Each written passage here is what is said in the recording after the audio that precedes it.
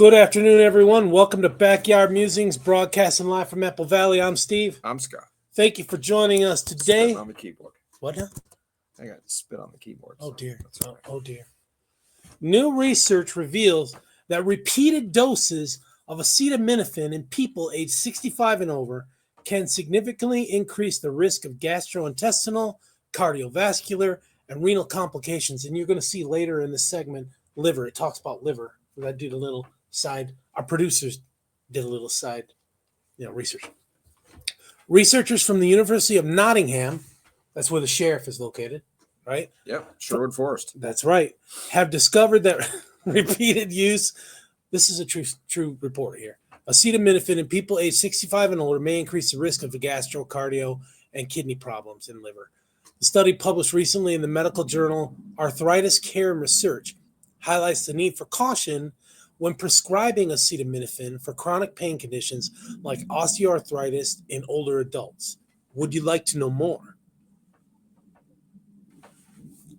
The research team was led by Professor Waya Zhang from the NIHR Biomedical Research Center in the University of Nottingham School of Medicine. This is crazy, not like the sheriff of Nottingham. No.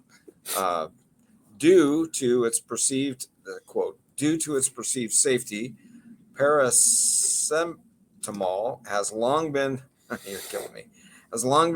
recommended as the first line drug treatment for osteoarthritis. Of course, by many treatment guidelines. Of course, yeah. Okay, you've heard of that drug before? No, not at all. Me neither. Especially in older people who are at a higher risk of drug-related complications. Professor Zhang explained. The study analyzed data from the Clinical Practice Research Data Link Gold. Participants were aged 65 and over with an average age of 75. And so I'm going to say it's probably about maybe 85 was the top age. Yeah. That'd be doing my math probably, right. Yeah. And had been registered with a UK GP practice for at least a year between 1998 and 2018. They had them lining up for pills. So my mom had osteoarthritis, and she had a compressed spine. I don't remember her taking Tylenol or anything with acetaminophen. She was taking stronger stuff than that. And she was like 4'10" and 70 pounds. Sure. Like a kid. Yeah, sure, she's like a little kid. So yeah, size anyway. I've got osteo in my cankles. Do you? Yeah, they lock up and Ooh. Yeah, I'm limping, and then all of a sudden I'm walking straight, and then I start limping again. It's crazy. Well, and you wouldn't have been able to participate with this test because you're not 65. No, I'm 29. So yeah. So acetaminophen, also known as paracetamol, is a widely used over-the-counter pain reliever and fever reducer. How did you say that again? Paracetamol. Yeah. Man, I destroyed that. So okay. Paracetamol. Yep. Yeah. Common brand names include Tylenol, Panadol, and MapApp. It is often recommended for mild to moderate pain, such as headaches, muscle aches, and arthritis, as well as for reducing fever. Researchers looked at the health records of 180,000 people who have been prescribed acetaminophen repeatedly, greater than 2 prescriptions within 6 months during the study. Yeah, prescriptions. Wow. Oh, I wonder because you can buy this stuff across the counter. Right, but if it's maybe it was higher than 500 milligram, like a Tylenol. So extra strength Tylenol is 500 milligram. They're getting something with acetaminophen, and then they're getting another thing with acetaminophen in it. So this has probably got some kind of pain management. Yeah. They're in extreme pain. So their health outcomes were then compared to 402,000. This is a big study. People of the same age who had never been prescribed paracetamol repeatedly. The findings showed that prolonged acetaminophen use was associated with an increased risk of peptic ulcers, heart failure, hypertension, and chronic kidney disease. Whoa. Professor Zhang adds, quote, whilst further research is now needed to confirm our findings, given its minimal pain relief effect, the use of paracetamol as a first-line painkiller for the long-term conditions such as osteoarthritis in older people needs to be carefully considered. Yeah. So what do we do then if we need those things that block the pain? We did a segment on that. Yep. What is that? TRP? No, NRP. 1. TRK, right? TRK1. Oh gosh, well, I'm getting all the acronyms. Anyway, mixed up. I got a little experience with this stuff because I take Excedrin is my headache drug of choice, and it has about 500 or 250 milligrams in each tablet, plus caffeine.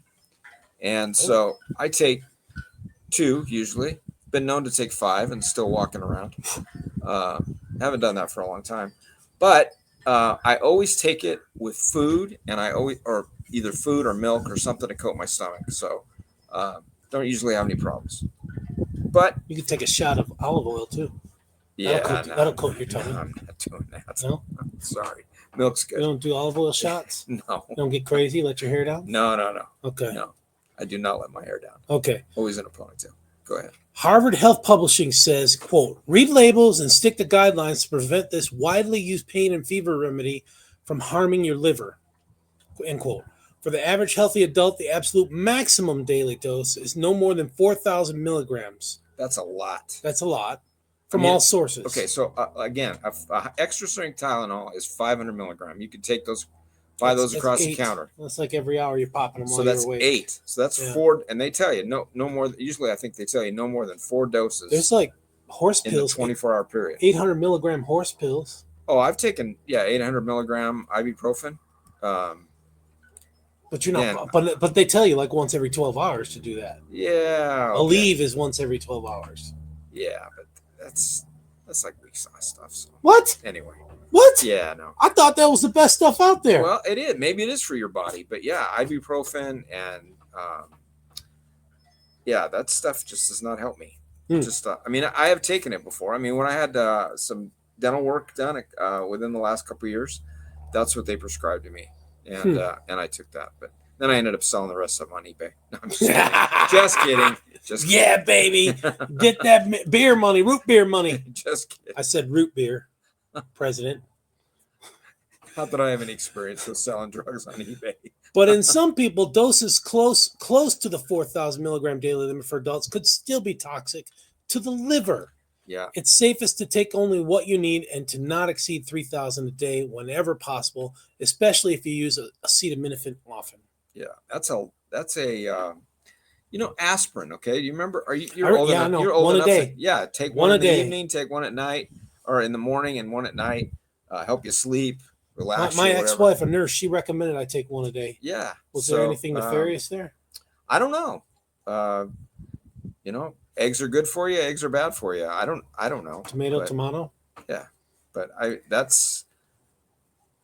don't know. What are you going to do? Right. Here are some of the general precautions for avoiding an accidental overdose of acetaminophen. I'm going to do whatever my wife tells me to do. Kind of crazy. I know. I just can't imagine this being an overdose type thing. But, maybe if you downed a whole bottle, that could be if you feel like in pain, you're popping them. Yeah.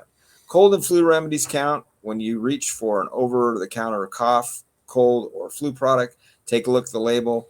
Does it contain acetaminophen? More than likely it does. Like Dayquil, NyQuil, that kind of stuff. It's going to. So if you're popping pills and then you start taking some Dayquil or NyQuil or whatever, you're gonna you're approaching that 4,000 milligram dosage. So know the milligrams in your pills. In acetaminophen products available over the counter, each pill may contain 325, 500, 650. I've never seen a 650, but I'm not saying that they're not out there. Milligram of the drug. So be extra cautious when taking 500 or 650 milligrams. I can definitely add up. Mm-hmm. Stick to recommended doses when taking acetaminophen. Don't be tempted to add a little extra to the recommended dose, like me popping 5 of those things. But that's an extreme situation. Would not recommend that. A small-bodied person, put that in there for me, should stay on the low end of the recommended dose range, 3,000 milligrams. Easy on the alcohol. Yeah, see, I don't do that anymore. We've told you you shouldn't drink alcohol, and we've shown you why. Yeah. And I remember my mom telling me, don't take an aspirin and drink a Coke. Really? Well, because it has caffeine in it. Oh. And then the Coke has caffeine in it. Oh, so, yeah. But okay. I don't drink Coke anymore. I drink Mountain Dew. Drinking alcohol causes the liver to convert more of the acetaminophen that you take into toxic byproducts. So men should not have more than 2 standard drinks per day when taking acetaminophen. 1 drink per day for women. So they're recommending to take this is alcohol. The standard. Drink. Yeah, this is alcohol drink. The standard drink, right? Yeah, whatever that is.